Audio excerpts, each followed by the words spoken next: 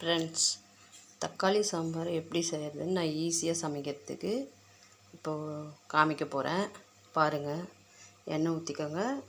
கடுகு, பச்சை மிளகாய், கருவேப்பிலை,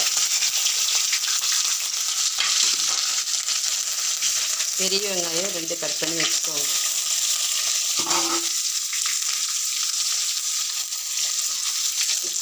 அப்படியே நல்லா வதக்குங்க. அடுத்தது சாம்பாருக்கு தேவையானது இதில் நான் அரைச்சி வச்சுருக்கேன்.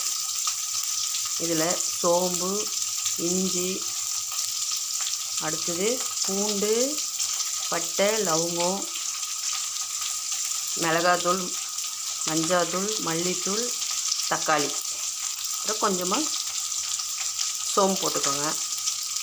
போட்டு இது தேங்காய் போட்டு நல்லா அரைச்சி வச்சுக்கோங்க. தக்காளி ஒரு 10, உங்கள் குடும்பத்துக்கு எவ்வளோ வேணும் 10 அப்படி கூட போட்டுக்கலாம்.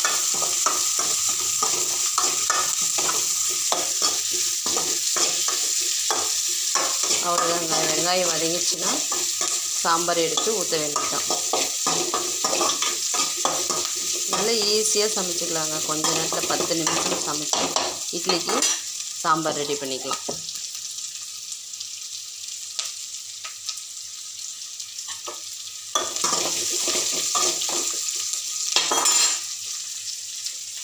அவ்வளோதான். வெங்காயம் வதங்கிடுச்சுன்னா சாம்பாருக்கு தேவையான ரெடி பண்ணி வச்சுருக்கிறத ஊற்றிடலாம்.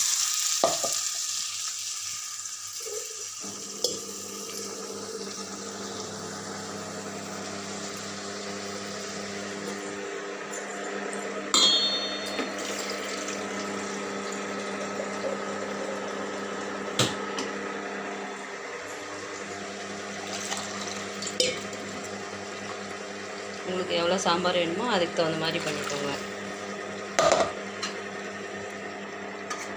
தக்காளி சாம்பார் கொதிக்கணும். ஒரு 10 நிமிஷம் கொதிக்கணும்.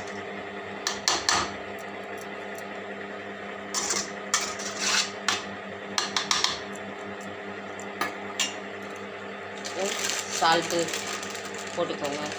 லாஸ்ட்டாக போட்டால் கூட ஓகே தான்.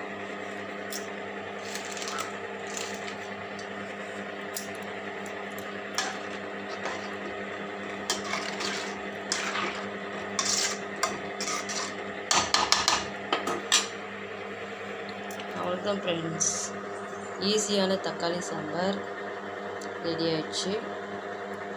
நல்லா கொதிக்க விட்டு இறக்குனா சரி.